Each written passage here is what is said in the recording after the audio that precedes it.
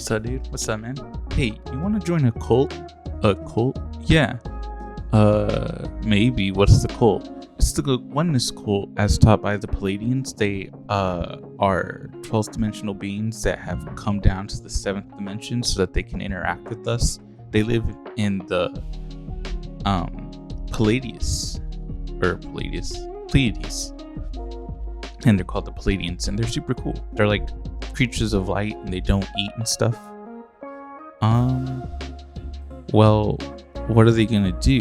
So basically, from what I understand, is that there's something that's gonna be called the Great Shift. And what happens at the Great Shift is that every single human being who lives in a 3-dimensional sphere or frequency or density is then going to be accelerated into a 5th dimension density, which would allow you to then increase your vibration all the way up to the 12th frequency and density. Are they gonna come to Earth and pick us up, or like how is it supposed to work? I'm not too sure if they're coming to Earth. I know Jesus is coming back. They believe that Jesus is gonna come back and he's gonna be a Pleiadian. Jesus is gonna come back and he's gonna be a Pleiadian. Look, dude, the Muslims think that Jesus is gonna come back and be a Muslim. Everyone borrows Jesus. Yeah, but making Jesus an alien is pretty far out there, no? I don't think so. I mean, if you think about it, he did come, from a virgin. So I feel like both of those ideas are equally crazy. Like, not having a father. Well, his father's God. Yeah, but, the virgin birth versus aliens invading us. Well, they're not invading us. What they are coming to help with the Great Shift. And the Great Shift is only going to happen once all the dark forces are eliminated. The dark forces. Who are they? The dark forces, they're the black hats. The black hats? Yeah. So there's a great grand conspiracy about the white hats and the black hats. And the black hats serve the forces of darkness, and the white hats, they serve the forces of light. And so what you want to do is you want to obviously be on the side of the light and be going against the darkness. Yeah, that would make sense. So who are the bad guys? The reptilians. Yeah, the reptilians. They live in Antarctica in these humongous caves that are the size of the Eiffel Tower. And that is helpful? No, that's harmful, because those are the same reptilians that gave Nazis the ability to go into intergalactic travel through Project Looking Glass. I thought Project Looking Glass was a thing that you could look into the future. I don't remember. I'll have to double check Project Looking Glass. But yeah, when the Operation Jump Hook or something like that, essentially the government sent a bunch of crazy people down to Antarctica because there were a bunch of Nazis there. And those Nazis were in contact with alien space beings who are trying to take over the world. Mainly the reptilians, but there were 5 other races that formed the Federation of the Galaxy, and these they're on our team. We get the 5. Okay, so why haven't they come back yet? Well, it's because they're waiting for the Earth to be ready for the Pleiadians to come back. Okay. How do we know when we're ready? Well, remember, the Earth itself is a living being. The Earth itself is a living being. Yeah, the Earth itself is a living being. And it's a 4th dimensional being. And itself is going to be transferred into the 5th dimension, because the Earth itself is evolving. Yeah, I'm going to do some thinking on that, and I'll get back to you. But as of right now, I'm cool. I'm just gonna kind of keep thinking. I am playing XCOM. Do you want to sit and hang out? Yeah, I'm just gonna jump on your other screen real quick. Okay. All right. Yeah. Oh, let's go to the section. Who is? Where does this information come from? Telepathy is not the same as channeling.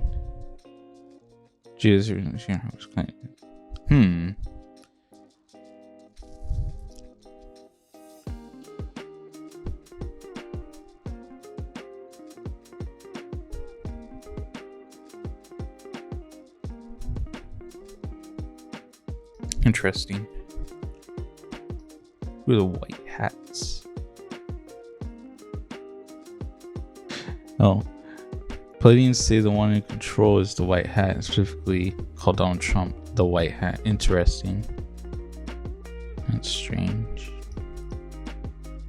God is the source of all creation and all beings within it.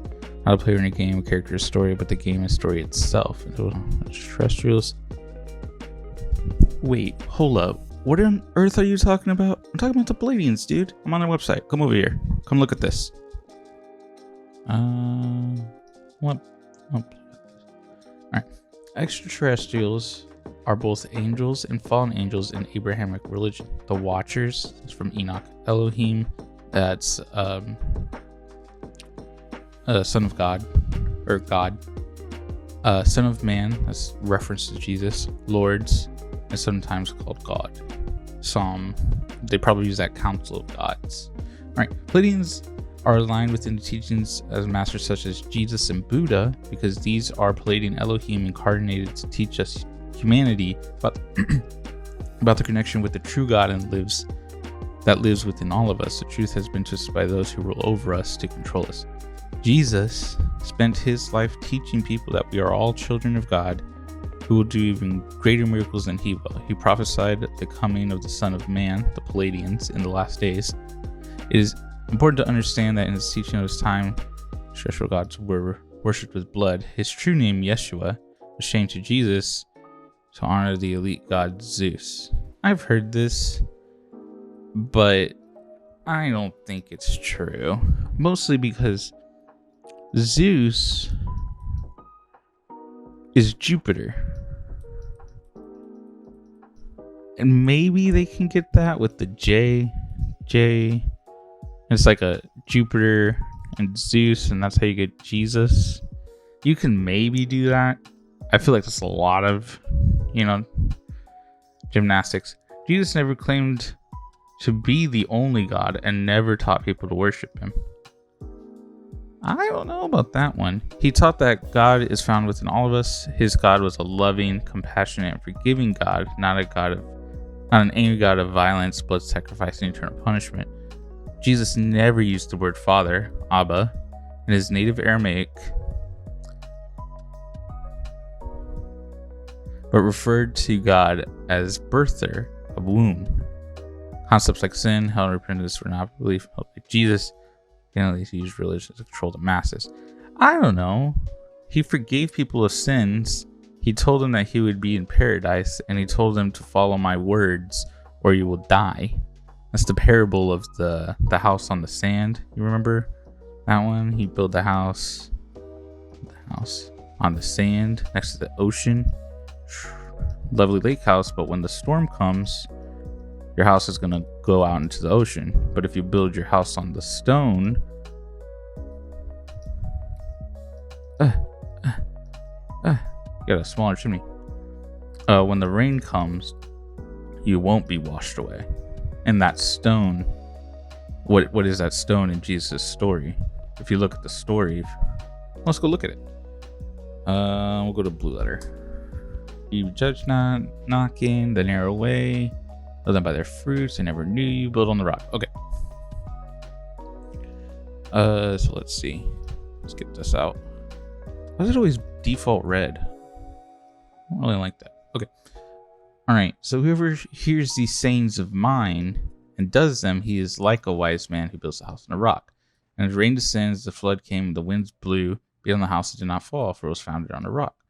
But everyone who hears these sayings of mine, I don't like this color. The sayings of mine does not do them. He is a foolish man who builds his house on the sand. And when the rain descends, the flood came, the winds put the house, and it fell. It was a great fall. Yeah, but he's saying, what Jesus is saying is that not that religion specifically, but his words, Jesus' words specifically, sayings of mine, right? And so what these guys are claiming is that these concepts weren't held by him. But if you even just take this one story, he references rain, right? Just could be calamity, it could be bad things. He said the house fell, went down, caught on fire. It was brutal and everybody died. Things were terrible because a fool built his house on the sand and he died because of it, because he wasn't built on the stone. That's not gonna help us, because he wasn't built on the stone. That's the whole point of the story. So if Jesus never taught sin, hell, repentance, but he told this story in which calamity comes and you fall, what happened, and where did the house go, and why did some people's house fall and some people not? It just doesn't work. It's right. It sounds good, but it's not correct. Because even if you just took the Sermon on the Mount, you just went through Matthew 5 through 7. That the concept that they're trying to push, it doesn't fit, unfortunately. Maybe with Buddha, maybe they did a little bit better with Buddha, but unfortunately, didn't do as well with Jesus as they could have. All right, Pleiadeans define God as Jesus did, the source, Abun in Aramaic, that lives within us. We are all divine manifestations of God, experiencing God's self. Pleiadeans named the true nature of prime creator is unknowable. Oh. So, even if you pushed them, the prime creator is unknowable to all beings. So, the creator is out, and then everyone's here. So, this is creation, and this is the creator. I'm the creator. You can't know him. You'll never understand him. He is outside of what you can understand. Maybe through higher vibrations. Remember the tree? 1, 2, 3, 4, 5, 6, 7, 8, 9, 10, 11, 12. There's 12 dimensions. And the God source, the source, or Abun, is outside of the 12 dimensions. But there may be more dimensions. There could be a 13th, a 15th, a 17th, a 21st, because you just got to keep getting in tune with vibrations. But eventually there's going to be a cap, because you can't leave creation. Only the creator can be outside of creation. But oneness is existence in all things, the gods of mythology and local gods of Aramaic religions playing God. Oh, all right. We'll take a look at this one, and then we'll get out of here. We'll do this one, then we'll get out of here. Let's see. It's not too long. All right. Let's take a look. See. All right. Throughout scriptures, Pleiadeans are referred to in many ways, including angels, lords, Elohim, and even God or sky gods. Each culture and time period has a different language to mean roughly the same thing, extraterrestrial or high-dimensional being. Okay. And what does that mean? Well, it means that every ancient civilization is dealing with these gods, sky gods, right?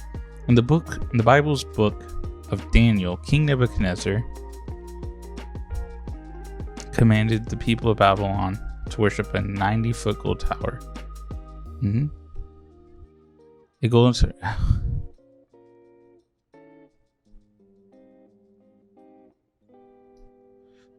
a golden statue in Babylon would have represented the dark forces, most likely Apishshaleko, a false light entity that played a sun god in many myths. Three men, Shadrach, Meshach, and Abednego, refused to kneel when thrown in a fiery furnace. Yeah, and then what happens is that an angel comes in. They were light gods, unharmed by the fire, and the angel disappeared. Reference to a Pleiadean. The Pleiadean is confirmed by Noah to be Metrop. Metrop is Jesus. Metrop?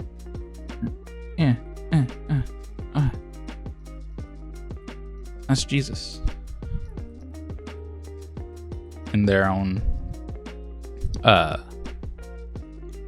mythology. These men were taken on a stand against oppressive evil. Intervention was allowed. From a cloaked craft, transported himself to the location, protected his men, referred. God protector has been with us.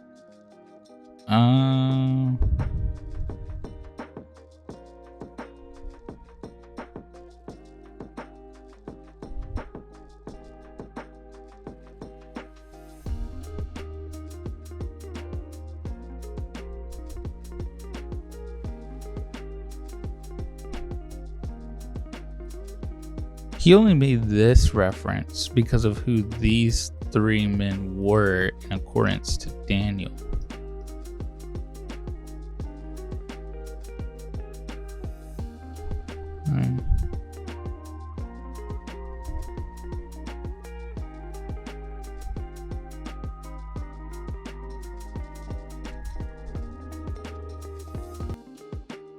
It's true.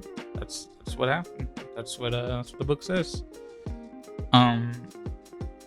Yeah, so they make the claim that Jesus was in the fiery furnace with them. He was a Pleiadean. He came from a cloaked device and all that, but the story works, honestly. Like, what they say, it makes sense.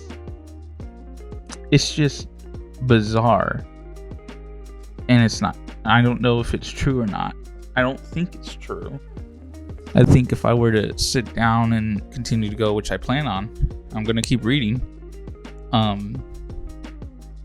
feel like these guys are definitely not as concrete as they think they are. I think there's interesting things. I think it's interesting that they have a lot of right-wing conspiracies within it. I think it's interesting that they rely on Antarctica being a mystery. I think it's interesting that they utilize the white hat, black hat, very conspiratory language.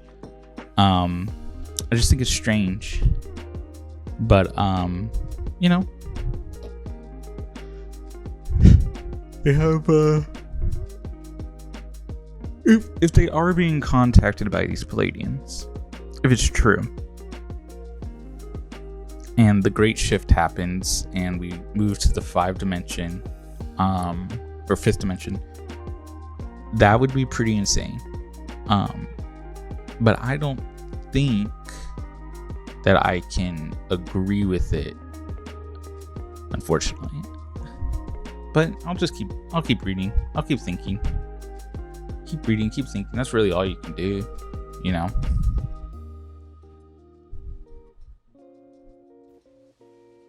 Because they're starting to come in.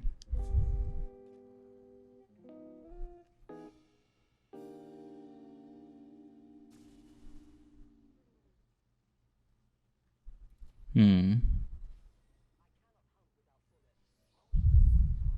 get a chance to shoot back. Absolutely. Understood. Moving out. Maybe I should take over for Folk. Show you how a real hunter operates. What do you say, Reaper?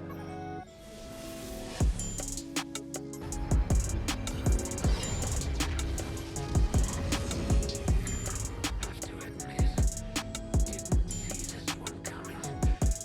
So, this is what it feels like to be afraid. Not